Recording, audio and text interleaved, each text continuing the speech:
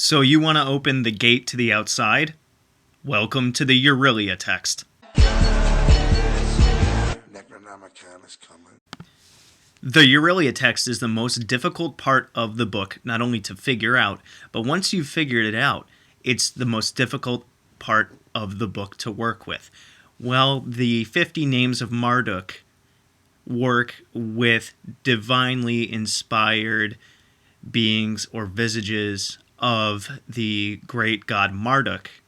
The beings in the Urilia text are that of the ancient ones. They are more ancient than Marduk, and here's the comparison. The 50 names of Marduk deal with things that are kind of like the high hopes for yourself and high hopes for humanity. Getting rid of a drought, wanting money, resolving difficult issues, or creating order and pattern in your life, or just fixing life's little problems. The spirits in the Urilia text, the ancient ones, deal with a much more primal part of humanity.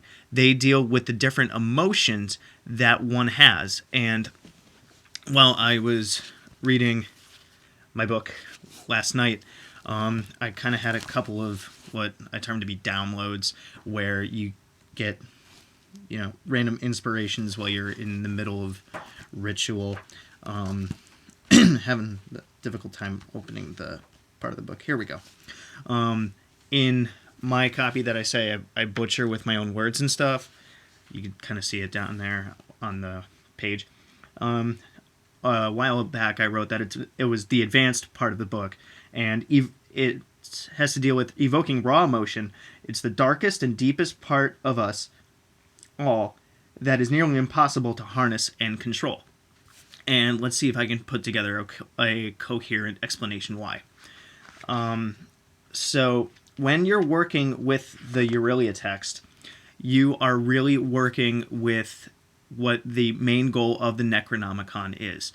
It's to go through the gate walking, attain a pure astral body, cleanse yourself of all negativity to prepare you for the Urilia text, where after achieving all of the worldly desires that you can grab and can maintain, you really have to work on yourself. The gate walking develops the astral body. Now it's time to tame your physical body. So there's the incantation of the ancient ones, which begins with the Ea, Ea, Ea, Eo, Eo, Eo. I will probably try to link a recitation of this chant in the description, although a couple of the parts of it are mispronounced. I did notice that after I remade my pronunciation video a little while ago and I re-uploaded it. So it discusses the abominations. Really, if you think about it, nobody likes our negative emotions. To us, they are abominations because we would just like to have the world be our way and everything be happy all the time. Sadly, that's not the case. So really, when we have a negative emotion, we hate it. So it's an abomination to our happiness. Now, in summoning the beings in the Urilia text, it gives a kind of short and sweet explanation of what to do, which really relates to opening the gate of Ganzir, which you would have done 3 days after opening the gate of Marduk. The gate of Ganzir is once again going down into the pit. In an explanation that really helped me to understand it in the Papers of the Attic blog, it's really kind of related to the Kabbalah and the Qliphoth. I think I always mispronounce that. Where the Kabbalah is the tree up, there's the Qliphoth, which is the same reflection of that tree going downwards. So in the gate of Ganzir, you go down. In the gate of Arzir, you go up. So you use the same incantation for the gate of Ganzir when you open the gate of Arzir. But there's a couple of things that you're supposed to add to it, such as summoning the assistance of Ninkarsag, Ninkazi, and Ningishida. Ningishida being the, if you remember my talk about the Magan text, the gatekeeper. The gatekeeper Ningishida is also here, summoned in the Urilia text. Then you have to make an offering and a sacrifice in the Lost Bowl. which is a bowl, not the bowl of the Watcher, but a bowl that has a crack in it. I found one at Savers, I cracked it, and I consecrated it. Then you open the gate of Ganzir, or in this case, the gate of Arzir. They're really the same thing, remember. Ganzir down, Arzir up. Which, of course, is on page 104. I make so many annotations in this. Like I said, I butchered it just to digest it. I guess 7 years of college will do that to you, making a ton of annotations. And there's a couple of things that I've discovered in my meditations and working with different spirits and kind of asking them about this book because, like I said, some of these things you have to figure out in your experiments. I'm not going to reveal all of those here. I'm not probably going to reveal any of those yet. I don't feel comfortable with sharing those yet because this is an opportunity for you as somebody who might want to work with the book or somebody who is working with the book to find these things out yourself.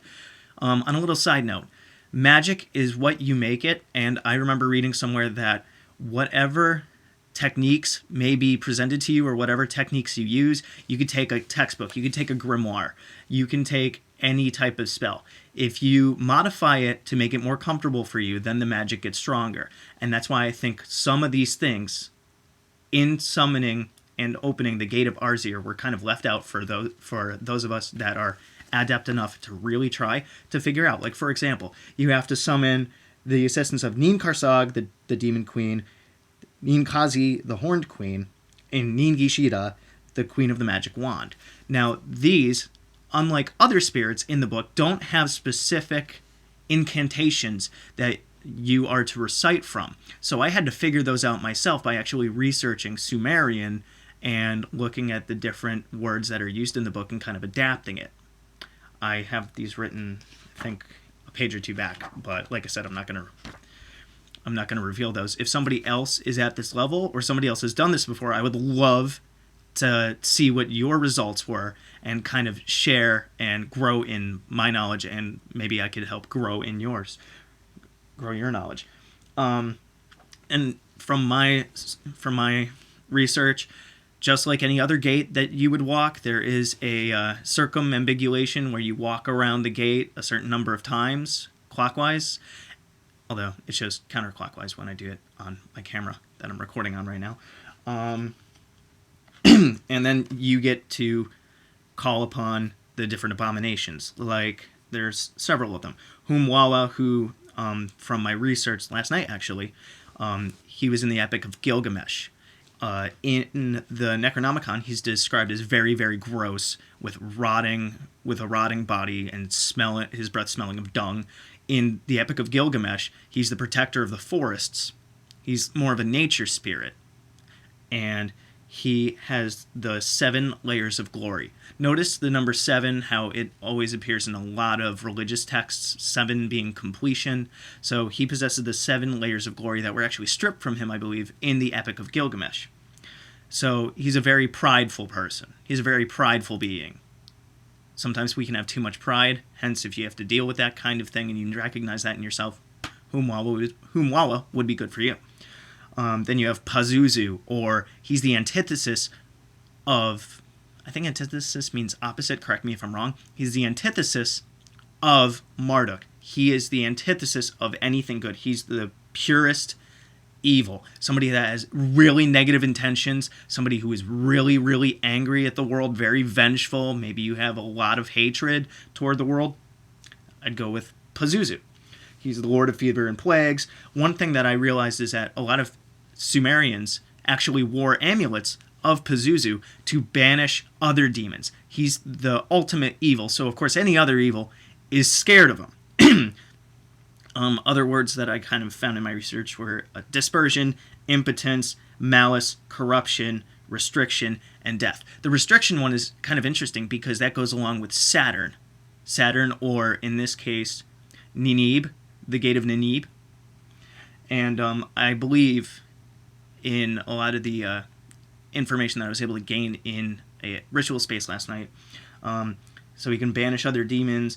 He's very good at helping with addictions, and he is akin to the Watcher. In an article that I read on the Papers in the Attic, he is akin to the Watcher. There are some other spirits in here that I'm still trying to research, and I will probably update with a video on that. Like Azag Thoth, who is more of an enchanter. There's no seal provided for him. Then you have Cthulhu, of course, and notice I'm not saying Cthulhu. Cthulhu, K-U-T-U-L-U. His seal was provided. Still trying to understand a little bit more about him. And then you have things like the Akakaru, which can be seen as a vampire, a bloodsucker. Maybe you have somebody could be a psychic vampire. Maybe you could be a psychic vampire where you're a very, very intense person and you don't want to drain other people anymore. That would be one to work with. Then there's the Lalartu and the Lalasu. Those want to be like men. Those want to be us, but they can't, so maybe that has something to do with envy. As a matter of fact, seeing as I just figured that out, I'm going to put that in here. I maybe will confirm that and scribble it out later, but let's see how that goes. Envy. Okay. Then you have, just like any other person researching demonology, you have the incubus and the succubus, which are the Galal and Lilith. Lilith, Lilitu, kind of ringing a bell here. And then another interesting one is the Zastur. If you read the Testimony of the Mad Arab Part 2, the sign of Zastur was haunting the Mad Arab before he died. Still trying to figure him out. Then there's the conjuration of the dead god. That could be something that could be used with grief, I suppose. If there's a very difficult grieving thing in your life that you have a hard time getting over. And then there's the hymn to the ancient ones, the invocation of the powers, probably if you feel really drained and you're working with this. A warning, which I should have put earlier in the video: do not work with the Urilia Text unless you have done the gate walking and unless you have done research. Remember, I've been working with this book for 2 years. I suggest working with it for at least 2 years and going through the gate walking and really understanding it. Just like I've said in other videos, understand something before you go for it, because if you don't, if something goes wrong, you won't be able to defend yourself, and you might just open a door for something bad to happen to you, and you won't be able to protect yourself from it. So, basically, I'm going to end with this thing. So, let's see. And if these knots be found, they may be untied, and the cords burnt, and the spell shall be unbroken, as it is written, and their sorceries shall be as molten wax, and no more. And a man may cry out, "What have I done? And my generation, that such evil shall befall me." And it means nothing, save that a man being born is of sadness, for he is of the blood of the ancient ones, but has the spirit of the elder gods breathed into him. And his body goes to the ancient ones, but his mind is turned towards the elder gods, and this is the war which shall be always fought until the last generation of man, for the world is unnatural. When the great Cthulhu rises and greets the stars, then the war will be over, and the world will be one. Such is the covenant of the abominations and the end of this text. That whole tale that I just read, that last paragraph and so, that's the same exact thing that happened to Alhazred at the end of his writings. He cried out, "What have I done? Who have I betrayed? What god? What goddess? Who hates me?" Clearly, he's giving us a warning about using the Urilia Text, which is why I'm a little hesitant to work with it, but I'm willing to try. So I thank him for his warning, and I thank him for writing this tome. That's the end of my explanation on the Urilia Text. If I have anything else to add, I will probably make a response video, or I will just add something else in the necronomical studies. So, as always, good hunting.